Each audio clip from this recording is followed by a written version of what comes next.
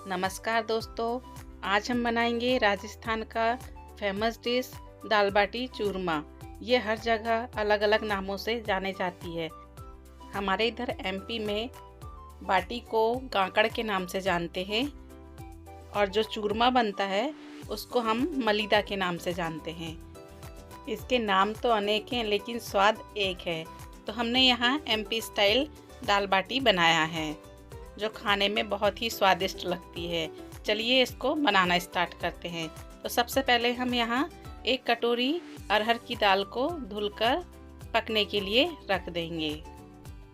आप चाहे तो यहाँ पंचमेल दाल का भी यूज़ कर सकते हैं, उसका भी स्वाद काफ़ी अच्छा आता है।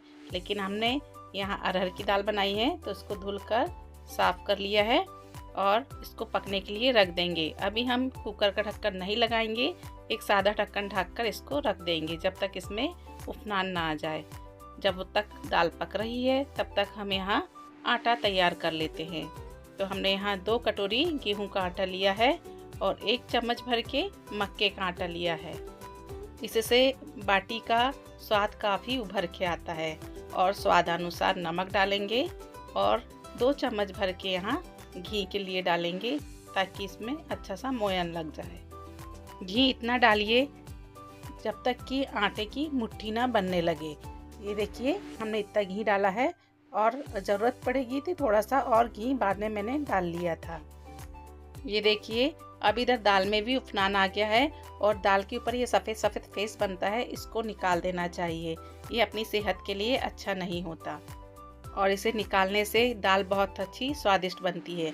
अब हमने इसको निकाल दिया है। अब कुकर का ढक्कन बंद करके इसको 2 से 3 सीटी आने तक पकने देंगे। अब फिर से चलते हैं आटे की तरफ। अब हम इसमें आटे में पानी डालकर इसका थोड़ा सा सख्त आटा गूंद लेंगे। ये देखिए आटा गूंद चुका है।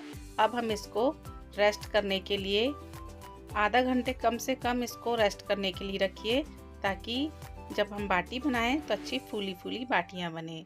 तो हम इसको रख देते हैं। अब चलते हैं तीसरे स्टेप की तरफ। यहाँ मैंने बैंगन का भरता बनाने के लिए एक बैंगन ले लिया है। उसमें हम कट लगाकर मिर्ची और लहसुन को भरेंगे। तो ऐसे लंबे लंबे कट लगा लीजिए। तो पहले हमने एक कट लगाया तो उसमें मिर्ची भर लिया। इसी तरह एक और कट लगा के उसमें भी हमने मिर्ची डाला था। फिर तीसरा कट लगा के हमने इसमें लहसुन डाल लिया। ये हम इसलिए कर रहे हैं, जब हम बैंगन को आंच में पकाएंगे तो उसके साथ साथ लहसुन भी पक जाएगी और मिर्ची भी पक जाएगी और बैंगन का भी स्वाद बहुत अच्छा आएगा। अब बैंगन को डायरेक्ट आंच में रख के इसको गोल गोल घुमाते जाइए और सेकते जाइए। अगर आपके पास कंडे की आंच हो तो उसमें ज़रूर सेकिए, उससे तो और भी अच्छा स्वाद आता है। अब हमारे पास यही था गैस, तो हमने गैस में ही सेक लिया और ऐसे राउंड राउंड करते जाएंगे और ये बैंगन सिकता जाएगा। ये देखिए बैंगन सिक के तैयार है। इसी तरह हमने एक टमाटर को भी गैस पे भून लिया था, तो टमाटर भी भून के तैयार है। अब थोड़ा ठंडा हो जाने के बाद बैंगन और टमाटर के छिलके को हम निकाल देंगे। ये देखिए निकाल चुके हैं हम। अब इसमें डालेंगे स्वादानुसार नमक और जो मिर्ची पकाई हुई थी वो तो पक चुकी है इसलिए हम मिर्ची नहीं डालेंगे। एक प्याज जो हमने बारीक काट लिया है और थोड़ी सी धनिया, इन सभी को डालकर अब हाथों से धीरे धीरे मसलना है। आप चाहे तो यहाँ हरी चटनी का भी यूज़ कर सकते हैं, लेकिन मैंने ऐसे सादे सिंपल से ही बनाया है। ये भी बहुत ही स्वादिष्ट लगता है। अब हाथों से इसको धीरे धीरे मसलते जाइए और मिलाते जाइए। तो 2-3 मिनट में ही बनके तैयार हो जाता है बैंगन का भरता। ये देखिए बनके बिल्कुल तैयार है। अब फिर से चलते हैं दाल की तरफ। दाल हमारी बिल्कुल पक के तैयार है। ये देखिए बिल्कुल इस तरीके से दानेदार दाल पकनी चाहिए ताकि बहुत अच्छा स्वाद आए। तो दाल में तड़का लगाने के लिए हमने यहाँ मिर्च, प्याज, टमाटर और हरा धनिया काट के रख लिया था और एक कढ़ाई में 2 चम्मच रिफाइंड ऑयल डालकर अच्छे से गर्म करेंगे। उसमें डालेंगे 1 चम्मच जीरा। जीरा को अच्छे से कड़कने दीजिए ताकि उसका फ्लेवर बाहर निकल सके और डालेंगे आधी चम्मच सरसों के सीड्स और 4 से 5 सूखी लाल मिर्च। इससे काफ़ी अच्छा फ्लेवर आता है दाल का। अब डालेंगे एक बारीक कटा हुआ प्याज और धीमी धीमी आंच में इनको भून लेंगे। 2 से 3 हरी मिर्च भी डालेंगे। ये ज़्यादा तीखी नहीं है, इसलिए हमने यहाँ 2 से 3 हरी मिर्च काट के डाल दिया है। और इनको अब धीमी धीमी मध्यम आंच में भूनते जाइए। मसालों में हमने यहाँ हल्दी पाउडर डाल के इसको भून लिया है। अब डालेंगे 2 बारीक कटे हुए टमाटर, इसको भी गलने तक पकाएंगे। अब डालेंगे स्वाद अनुसार नमक। जैसे ही नमक डालेंगे तो टमाटर पानी छोड़ेगा और अच्छी तरीके से टमाटर गल जाएगा। उसके बाद डाल देंगे दाल।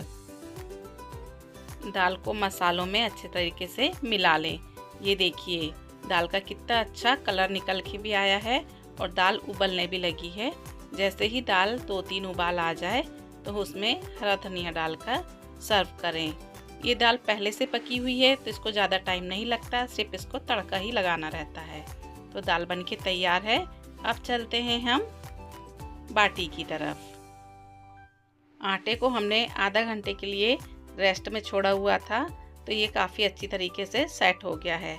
अब हम इसको फिर से अच्छे से मसल लेंगे ताकि डो बिल्कुल चिकना हो जाए। और हाथों में परथन लगाकर फिर इसके 2 टुकड़े में काट लीजिए और लंबा लंबा करके इसके अपने साइज़ के अनुसार लोइयाँ काट लीजिए। आपको जितनी बड़ी बाटी बनाना है उतने बड़े साइज़ की बाटियाँ तैयार कर लीजिए। कई लोग तो बाटी के अंदर सत्तू का मसाला भी भरते हैं। यहाँ हमने सादी सिंपल सी बाटी तैयार की है। ये देखिए हाथों में परथन लगाकर हथेलियों के बीच में लगाकर इसको गोल गोल गोल गोल शेप दे दीजिए। इसमें अगर हल्के हल्के क्रैक भी दिख रहे हैं तो दिखने दीजिए, ताकि बाटी जब सिकेगी तो वहीं से क्रैक हो जाएगी और अच्छे से फूलती भी है। ये देखिए हमने इसी तरह सारी लोइयाँ तैयार करके रख लेंगे। इसको सेकने के लिए तो कंडे की राख का उसका कोई मुकाबला ही नहीं है। लेकिन अब जब किसी के पास कंडा नहीं है तो हम इसको अप्पे साँचे में भी बना सकते हैं या नॉन स्टिक तवे में भी बाटी को बना सकते हैं। तो यहाँ मैंने अप्पे के साँचे में बना लिया है और कुछ बाटी तवे में भी बना लिया है। तो अप्पे के साँचे में डालकर इसको रख लेंगे और हल्के हल्के हाथों से घुमाते जाएंगे और ये चारों तरफ से सिकते जाएगी। इसको हर थोड़े थोड़े देर में घुमाते जाइए ताकि ये अंदर तक सिक सके।